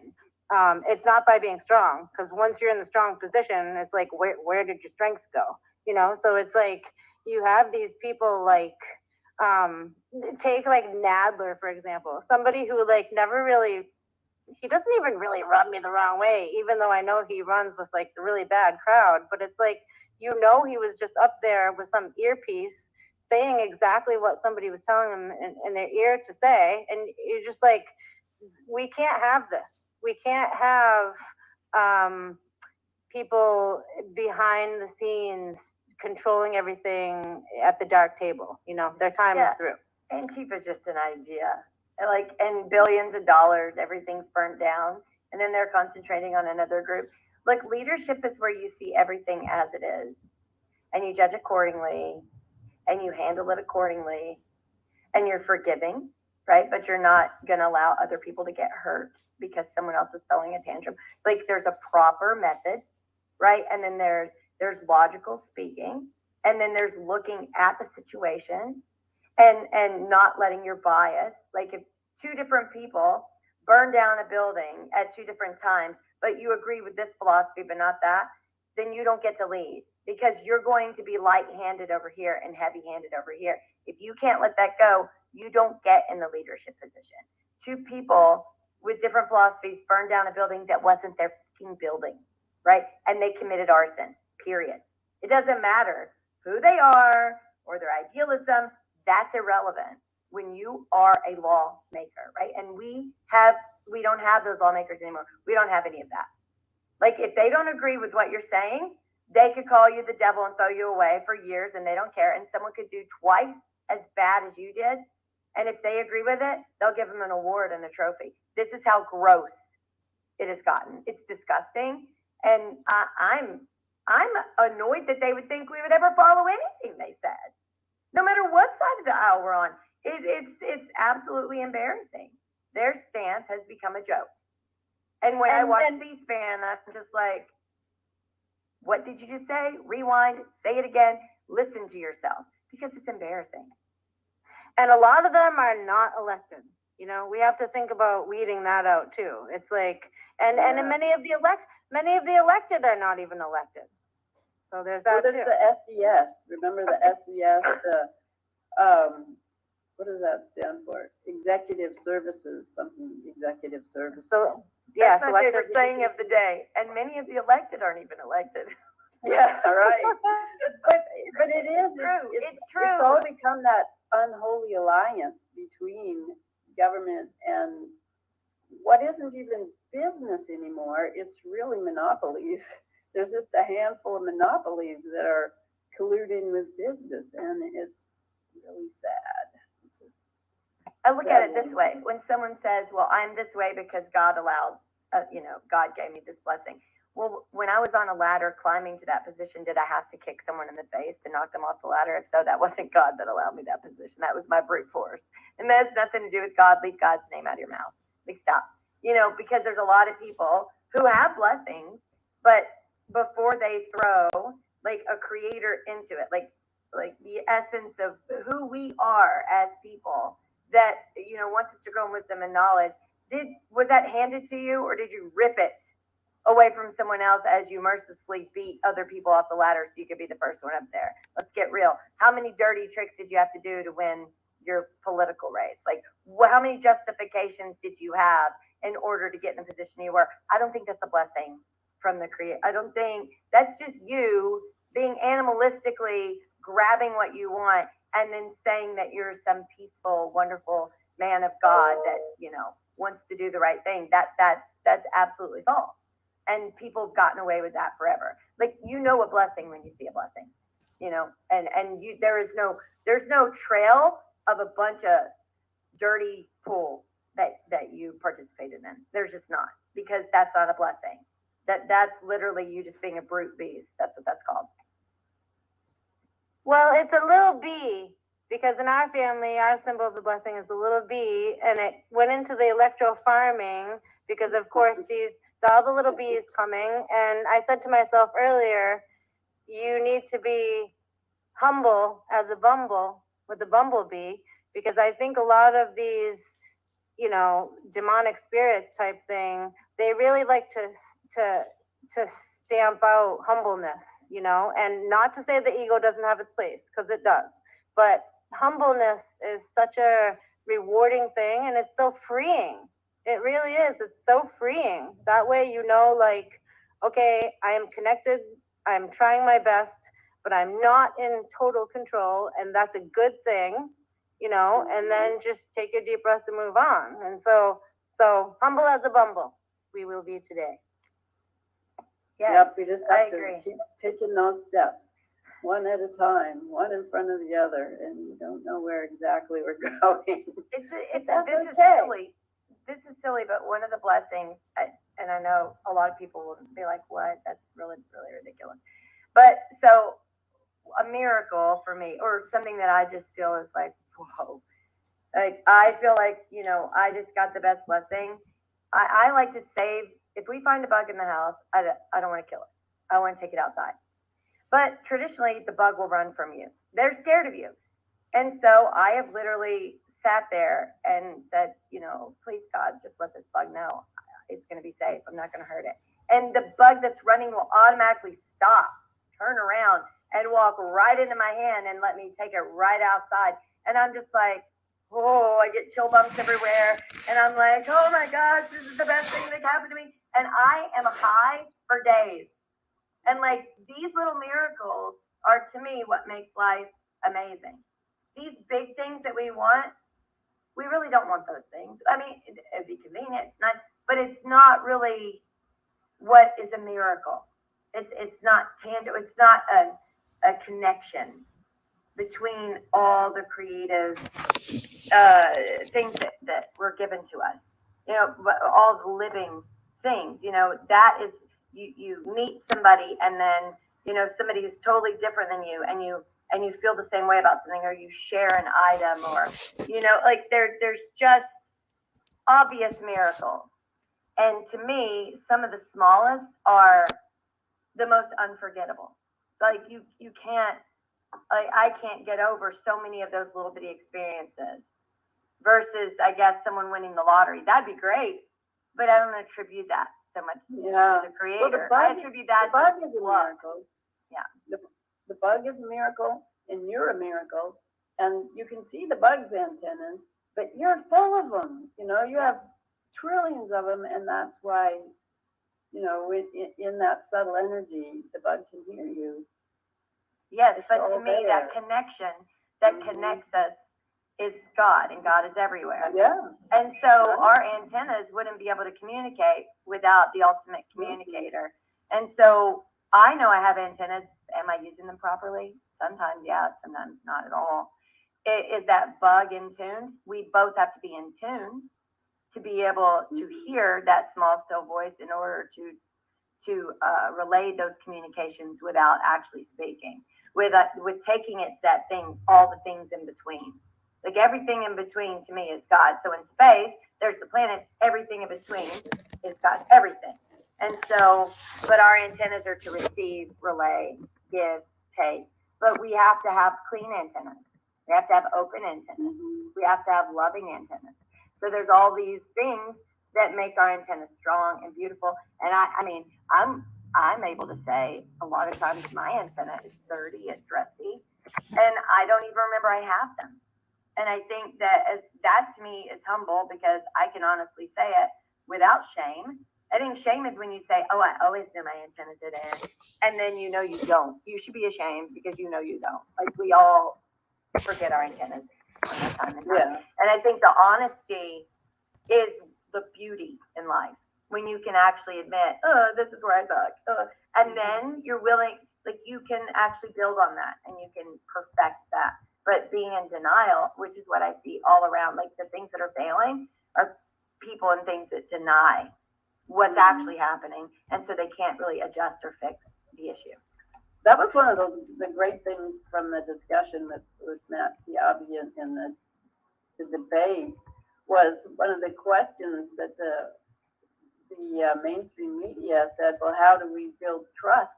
And Matt said, well, you know, you do your best to tell the truth, and if you make a mistake, you admit it, and then you look to figure out what went wrong, and that's how you build trust, and it's the only way you build trust. You can't just create a story that's not true and keep saying it over and over to make it true. That's not how it works. So yeah, that's a big part of what's wrong. You know what? If you think about it, the ultimate value that you have is your trust. Because if really the shit hits the fan and you need to make exchanges, you're going to make exchanges with the people you trust, and the people that trust you are going to trust, so your word and your trustworthiness is your true value, because that's what's going to come through for you in your relationships in the long run. There's really not any religious text or any text out there that doesn't pretty much say your yes should be yes, your no should be no. Like if you say yes, that should be it. If you say no, that should be it. That like if you can't, then just be honest. Like be upfront. Your word is your bond. Like who you are is what people see of you. What do you say you're going to do, and then do you do that thing you say you're going to do? Now we all fall short. That's not the problem. The problem is the denial of it, right? No one's perfect. Right. And that's okay. And I think there's beauty in that. There can be, because like I can learn from my friend who fell and got up and said, oh, this is how I fell. I'm like, here, let me help you up. Oh my God, that sucks. Oh, I fell over here.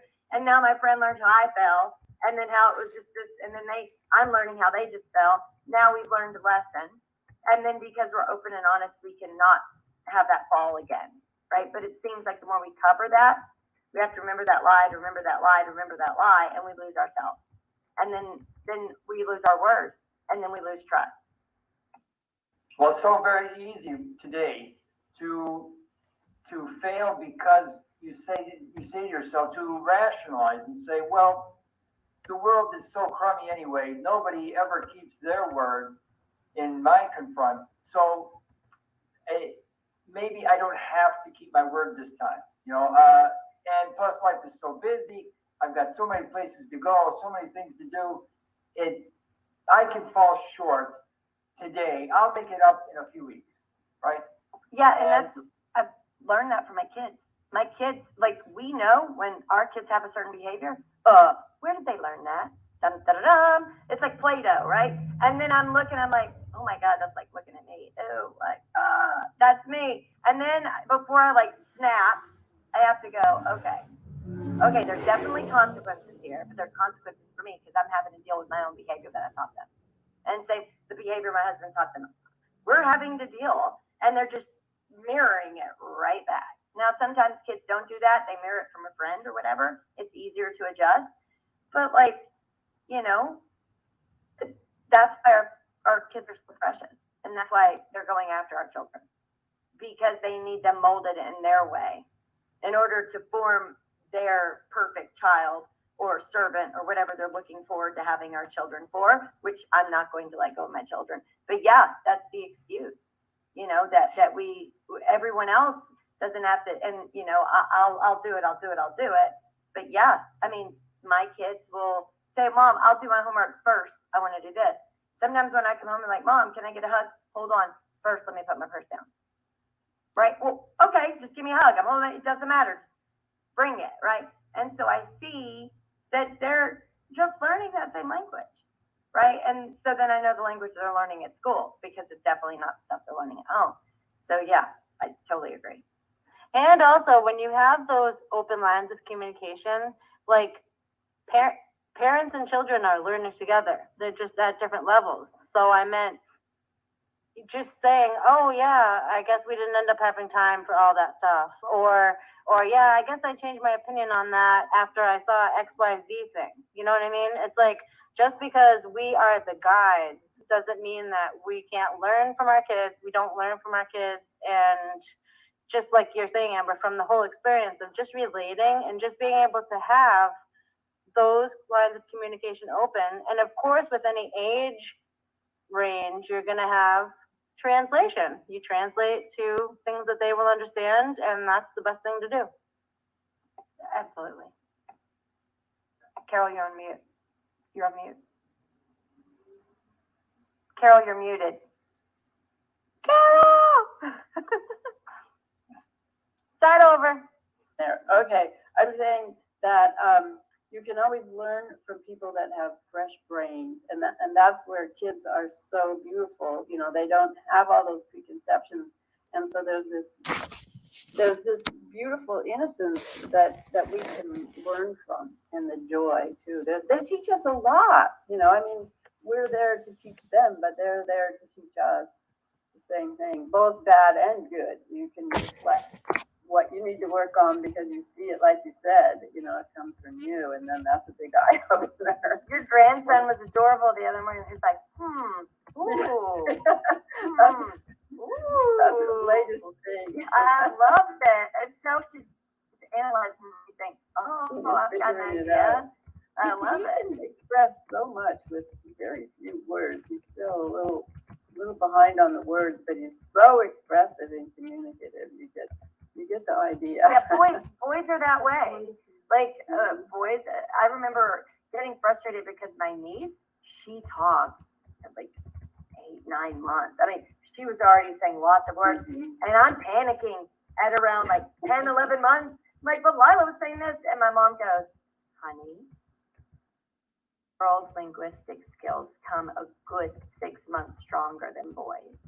Boys grow muscles, like there's things that happen to them differently, but girls, all they have a lot of times is communication. They master that very early. Boys, they're very physical, so grunting and moving, because she studied early childhood education. So I was panicked, and she would laugh, and I was like, it's not funny, and I would be so stressed. She's like, no, it's funny because my daughter is coming to me panicking about something that you should not panic about at all, but you're not listening to me because I'm your mom. If I were a professor, or if I was a psychologist, I was sitting here, you'd be like, oh, thank you so much. But you keep calling me and saying the same thing, and I keep telling you, this is normal. And finally, when they started to talk, I was like, oh yeah, sorry, Mom. And she was like, it's okay. I mean, this is what moms do to their moms. We call our mom, we panic. The mom says, oh no. And then we call her again, same panic. And then some stranger tells us, and we're like, Mom, guess what? I was at the store and the stranger told me this. She's like, oh, you mean the thing I've been telling you that you want to shut up about? That? Okay. Yeah, so it was very funny. Serendipity, Amber, because my mom was an early education specialist too. So we have that in common. Yes. And I remember understanding when I went to babysit, it was weird because when my mom was getting her master's in early child and my dad in secondary child education, they didn't want to go over each other's tests with each other because they were busy studying it and it's different material. So I was the one who had to sit there as I asked them a test question, they told me. So I learned a lot. And then when I started babysitting, it was weird because a lot of it's child psychology. And so I enjoyed babysitting because I could get the kids to like go to bed and actually go to sleep. And I was like, aha.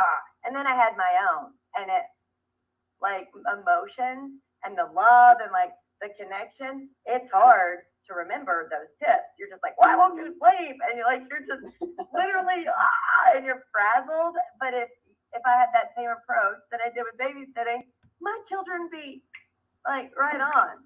But like, I'm like, what are you doing up there? Are you breaking the floor? And that's not what you do, Amber. You know the right way to approach, but you become a parent and it's like, rah. So it's very funny watching how education-wise you can take care of someone else's children with that. Not when it comes to passion, love, intensity gets involved, and you've got literally concentrate. How do I approach this before I just stomp up there and say you lied to me? Like, there's a better way to handle this. Well, it's funny because what you're saying right now is reminding me of exactly how we feel about some of our friends and family members. Is like as much as we won't be gladioed, we do get triggered, we do get emotional, we get upset, we get angry, and just like you're describing with being the good parent, you feel those feelings, but then you're like, okay, how can I deal with this in the most constructive way? How can I deal with my own emotions? Oh yeah, and most of the time it's after the fact. You're like, oh, next time I need to. I have a notebook. Okay, next time I ask if they did their homework and they say yes, and then I allow them to get on their hoverboard or I allow them to go outside and play basketball, and I find out they didn't. Don't just start 0 to 60 yelling and then sit down, say these few things, plant these few seeds, be quiet for a good 30 minutes, then ask them to talk to you about what they've learned about the situation and then hand them the consequence.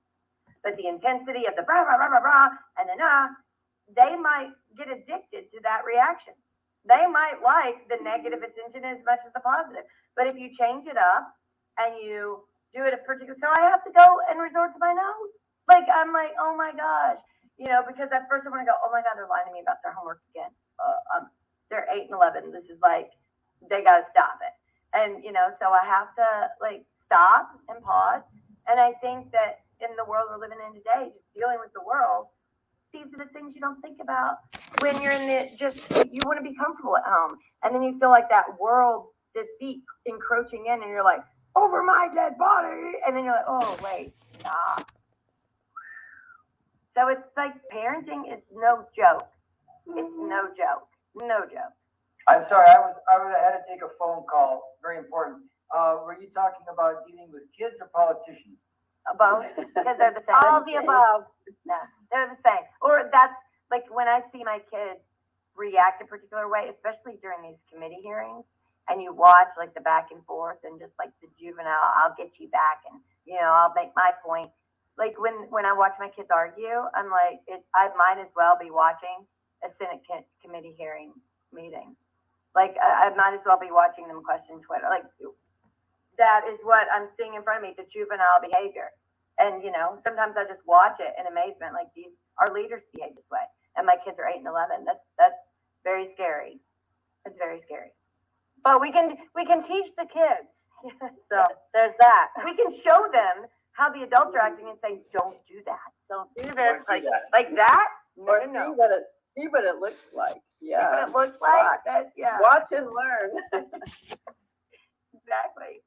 That's what the koshara we talked about before, like these Puebloan clowns, they come into the cultural events and they clown around, but they do it in a way where they mirror somebody or mimic somebody's less than good behavior, and so it's really using psychology, sociology, and comedy blended together to try to keep the community going in the right direction.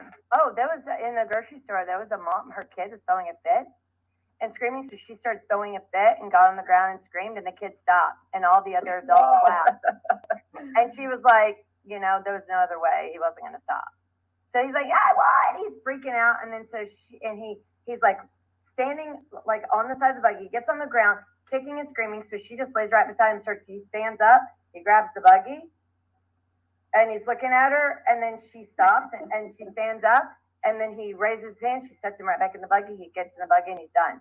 And all the adults were like, Yeah. She was like, Well, I yeah. think part of that role that you talked about as being a tribal role is the court jester too.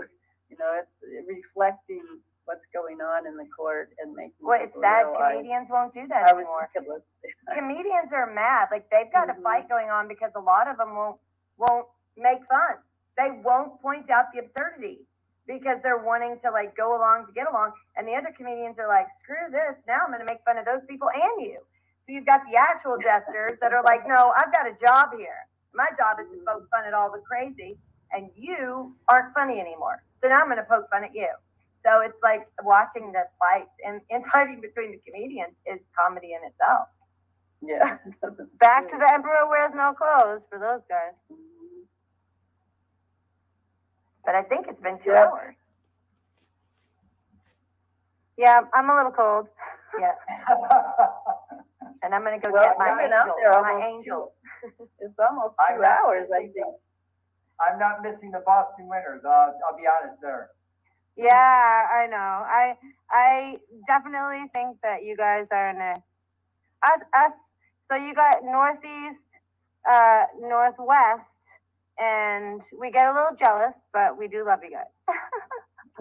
Yeah, but you get all the really beautiful fir trees. Like you get the amazing, the redwoods. I mean, you get like we had to manipulate trees and use the AB sperma rootstock in order to then put like a Carolina sapphire tree on grafted in so that we could actually grow it. But then in the heat of summer, we actually have to baby it because it does have the AB sperma rootstock.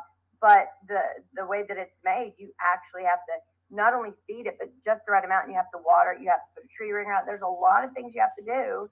And then because it's used to the heat, it forgets that it's supposed to be used to the winter. And the AB sperma rootstock, it gets like kind of traumatized when it changes because AB sperma does well in the southeast, you know, but not so much in the northeast. So you have to acclimate it when the seasons change because the top of the tree is a northeastern tree, but a northwestern tree, but the bottom, the root is a southeastern tree.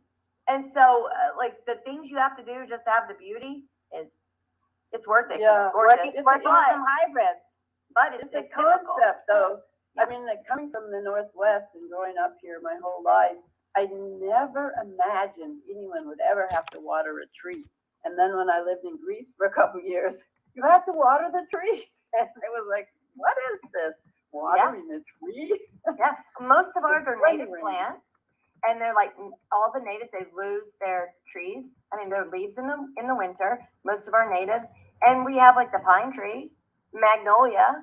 You know, a few trees that keep their leaves. But as far as fir trees and evergreens, like the northeastern and northwestern regions, they have the nice, beautiful lush. And I wanted them in our yard, so we have to baby them so our birds can hide from the predator birds.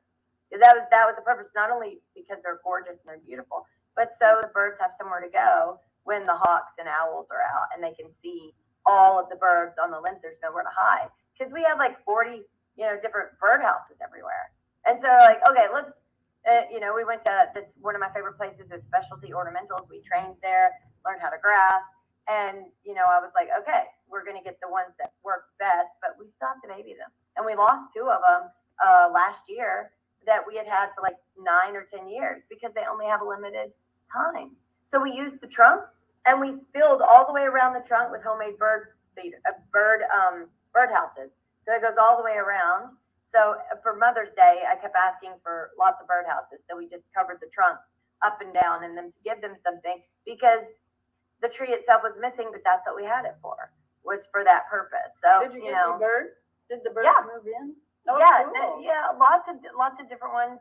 And they just go there to lay their eggs, and then they go into the other trees that are still there that they can hide in and kind of, mess around in. But it was just so disappointing. But I was like, this is what the lifespan of a tree that's been manipulated. It's not going to be in its regular habitat. And so going into it, being honest with what you're trying to do and knowing you're doing it for the beauty and for the purpose, but you're just not in that region. So it's not going to have the longevity, right? So, it's disappointing, but, you take what what you can and you figure it out. Yeah, and you get the know-how. Well, John, you put up your request. Do you wanna, say anything about that? Where I know we're getting close to the end here. Yeah, and I know that, that Tara needs to go, it's getting cold, but I just wanna make a quick appeal for some, financial, but more importantly, non-financial help. It takes a lot of energy, a lot of work to put these shows together and to run the Zoom calls. So later today, or actually I should have sent it by yesterday, Thursday, look for an email, from researchroadshow.5 talking about the non-financial ways you can help. And, there's more than 30, enough for everybody. So pick one and get involved. Get involved in your local community. Follow the example that a few people here in Atlanta have shown us, and pick a topic and get fully involved. Don't be mediocre. Don't be wishy-washy about it. Pick a topic. Get involved. Show your true colors as an osprey. John. All right. Sounds like a plan. And I know George is going to be on Andy tonight at 7. Andy Clone or something. Andy Dubala Clone, I believe. Is that what it's called? I'm gonna have to. That's his latest channel, Andy Dubala Clone. He always gets shut down. I like the caveman science. Yeah, that was my favorite. I don't know if that's still active, but I don't anyways, think so. awesome. Fine, George, there. And look for the links in the description below. Okay. Okay. Bye, Bye, guys. Bye.